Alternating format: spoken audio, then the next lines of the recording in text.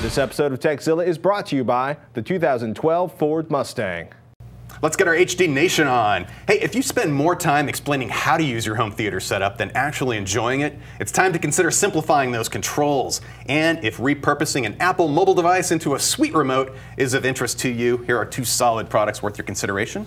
Let me introduce the Peel. Dun, dun, dun, dun, the Peel remote, actually, and the UnityRemote, this little guy right there, by the good folks at Gear 4. This thing's dense. Yes, it is. Compact. Both are priced at $99. The Peel, the one that looks kind of like a pear there, that's currently $20 off on sale right now. Both incorporate free applications that work with the hardware, and both work with Apple's finest, including the iPad, the iPhone, and the iPod Touch. Both of these devices are really easy to set up. If you've ever set up a Harmony remote, you'll find that this is probably even easier. These are essentially, these connect to your Wi-Fi network, and they act as IR blasters? In a sense, exactly. Because I can see, like, both will control through infrared glass. all of your home theater gear. And the main difference being that the Peel adds some social functionality, also some ability to basically incorporate your channel guide and what your likes and dislikes are as far as your programming goes, and offer suggestions a la TiVo. And that there is actually the pod that plugs into your home network for the Peel. And ta-da, pretty easy to set up right there. And that actually connects, and that does its Wi-Fi link then to the Peel, and it provides it with things like programming information that I'll show you here in the pictures of the setup for it. And when you run the app on your iPhone, in this case I was doing it through my iPhone 4, it shows you the setup earlier. I'll go through some of the pics for the application itself. Boom, this is one of the first things you see. Plug that into your network, select where your service is and what your cable provider is in that point. And then this is one of the first places where it'll start personalizing the information for you. You can go through that, and here you can customize genres that you're interested in or not. Again, sports and more customization. Also, basic info too, if you want to opt in or opt out and provide more information, they let you do that or not as well, and I appreciated that. Here was the setup for picking which TV I'm going to be controlling, or if I'm using a projector. Again, it was just select the model name and it checks for you. Same with the stereo brand. This, after everything was set up, here, what's on television right now? And based on the initial selections, here is some of the offerings that it provided. Also with different categories, you have things like documentary. This is really where it separates itself a little from what Gear 4 is doing with their UnityRemote. Again, comedy, some more programming that's on, in this case movies that were on at that current time. Also, if you're into sports, there's another category. And also the social hooks. For this particular program, you can tie it into your Facebook, so if you want everyone to know what you're watching, when you're watching it, that's a great way to do it. Now, moving on to Gear 4, with the UnityRemote, the setup for that, the app's setup assistant, quickly right there, there was a, for controlling your TV and other things, one nice thing about the pair is, or the Peel, excuse me, I keep calling it the pair, is that it features not only controls like this that help simplify what you're doing, the last 5 things you looked at, you can also incorporate gestures too. So if you're just doing a swipe instead of a typical control, you can set up something like that as well, which is pretty nice. Now, moving on to the UnityRemote, the setup is really one of the key features of it, making it really easy. They have a setup assistant that you fire up on your mobile device, and that guides you through the process. Again, which products do you have? Pretty straightforward. Checking to make sure everything's set up properly. Boom. And for things like the TV, you get full controls if you need it. You have multiple pages that you can swipe through and go through. Here's an example of that. Again, if you needed to edit something, you can actually go into the application itself and check battery status of the little IR blaster, as well as software and other information. Again, here it is with the specific devices that I had set up in my home. And if I wanted individual control, or in this case, this is where I see it being closer to what Harmony's doing, where you have an activity-based thing, like I want to watch TV, I want to watch a movie. You could just hit that, it will automatically go through my devices, switching to the proper inputs, powering them on, and so forth.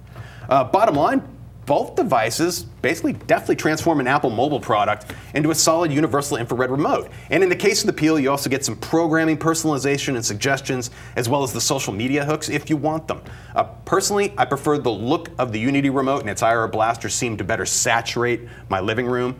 The Peel, an interesting design. I'd say for the first couple days I had it, I had the damn thing upside down, sitting like that, which made me instantly complain about how unstable it was until I went on a website and then looked, and actually it was supposed to be flipped over. Does the Peel, I had one question, does the Peel do activity-based stuff, or you can be like, watch a DVD and it switches everything over? Yes. Or is that something, so they both do that? They both do that kind of work as well. The big deal is that if you want something that kind of integrates a little bit what TiVo is doing with their thumbs up, thumbs down, and suggestions for what to watch, and a visual interface for what's currently on, that's where the Peel is really kind of stepping ahead of what Gear 4 is doing with their UnityRemote. But I really like the UnityRemote's design. It's a good-looking product, and it's fast, and it just works.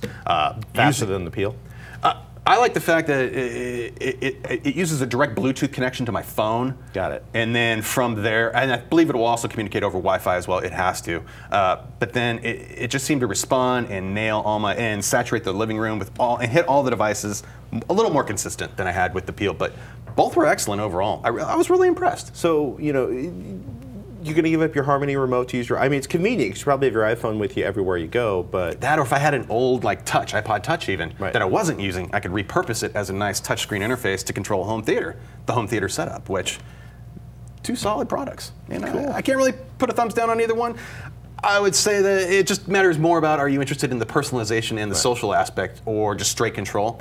Either one's perfect for straight control. Straight control, faster, social aspects, more community. And it's currently on sale too, so that might, the $20 sales, I guess bargain might tilt you more in that direction. Let's grab a Twitter question from Magic Marker, who tweeted, at Robert Heron, is HDMI switching pretty standard for receivers these days? Things to look out for? Well, yeah, actually, HDMI switching, you're going to have to buy a used or a very old or a very outdated receiver, AV receiver, to not get HDMI switching on board. Totally. Even the least expensive home theater in a box kits nowadays, any reputable ones anyway, are including HDMI switching as a standard feature. Now, what I'm talking about is the ability to have a box with a bunch of HDMI ports in it. You plug all of your components, game consoles, cable boxes, satellite boxes, all of that, into that switcher, and then one cable goes to the TV, and then you're able to do all your switching that way. Gives you more ports, if nothing else, and it simplifies use. Any new switch you buy, make sure it supports 3D signals, even if you don't plan to use 3D, as it's an indication that the switch is a recent design. Odyssey's multi-EQ technology is regarded as some of the very best. Actually, I have their page right here. Let me pull up Odyssey EQ. Where is it? Actually, the multi-EQ is what I'm thinking of. They incorporate this technology into their AV receivers and other set-top devices. Let's see if I can get the page to actually pull up here. And the benefit of a tool like this is that it will basically use a little included microphone, something like that might have been included with your AV receiver or home theater in a box kit. That mic can help you diagnose and correct basic wiring issues. It will automatically configure your speaker setup. Maybe you're not using 5.1 speakers. Maybe you only have 4 or 2. These setups tend to automatically detect what channels are being used and then configure the system properly for that. In the end, you're going to end up with better sound, usually. It's a win-win-win. Do it. If you bought a new AV receiver, a home theater in a box kit, and it has that little microphone, you don't know what it's for, pull it out, grab the manual. It's usually pretty easy to use, and it will make a world of difference in terms of your listening quality and your experience of, be it movies to sports programming. If it sounds good, it's going to be more enjoyable, no doubt. We got a follow-up to a request we made in last week's episode where, well, basically, an HD Nation viewer couldn't find a decent set-top over-the-air TV tuner. Both Jay from Ohio and Travis from Central LA, which I think is Central Los Angeles, because I don't think there is a Central Louisiana, wrote in with a suggestion. Travis writes, Channel Master makes a few standalone set-top over-the-air boxes. They even have a couple nice DVR models. Check them out. Maybe you could snag the one that comes in December for a review. channelmasterstore.com/set-top-boxes/27. Yeah, just go to channelmaster.com. They have everything. I was surprised. They actually seem to have a pretty good selection of, they have a standalone tuner for $130. That sounds like a lot, but you know what? It also includes over-the-air cable tuning too. So if you're getting all your signals from your cable provider and your TV didn't have a tuner built into it, you could plug this in, and this should give you all the unscrambled signals from not only your cable service, but that would include DTV tuning. And so if they're sending any of the DTV signals also over your cable, this will hopefully grab all of those as well and give you probably about 500 channels on your typical cable system. That would include a lot of audio channels too, probably a couple hundred audio channels, but hundreds, millions. It's there. It's there. And you get, in most markets, you should be receiving the HD local channels regardless of what cable service you're getting. So if you've never explored that, you don't need a box to do it either, usually. So check it out. Something like that could do it. If you haven't, by the way, let us know what you think. Email us, TechZilla at revision3.com, HDNation at revision3.com. Hit our Twitter, forum, Google Plus page. We've got links to those all in the show notes. Hey, it's time for the new releases for the week of December 13th, 2011. This week, the Rocketeer 20th Anniversary Edition. This MPEG-4 AVC encoded transfer comes with a 235:1 aspect ratio, DTS HD Master Audio 5.1 soundtrack, all on a single 50GB disc. When Roger found out about this release, he said that he hoped that it's better than the abysmal DVD transfer, and indeed, Blu-ray.com is pleased. They gave it 4 out of 5 stars, saying that it should erase any painful memories of its disappointing DVD counterpart. However, there are no special features, unfortunately, other than the original trailer. And as always, check out our show notes at TechZilla.com or HDNation.tv for links to the rest of this week's Blu-ray releases. And now it's time to thank one of our sponsors.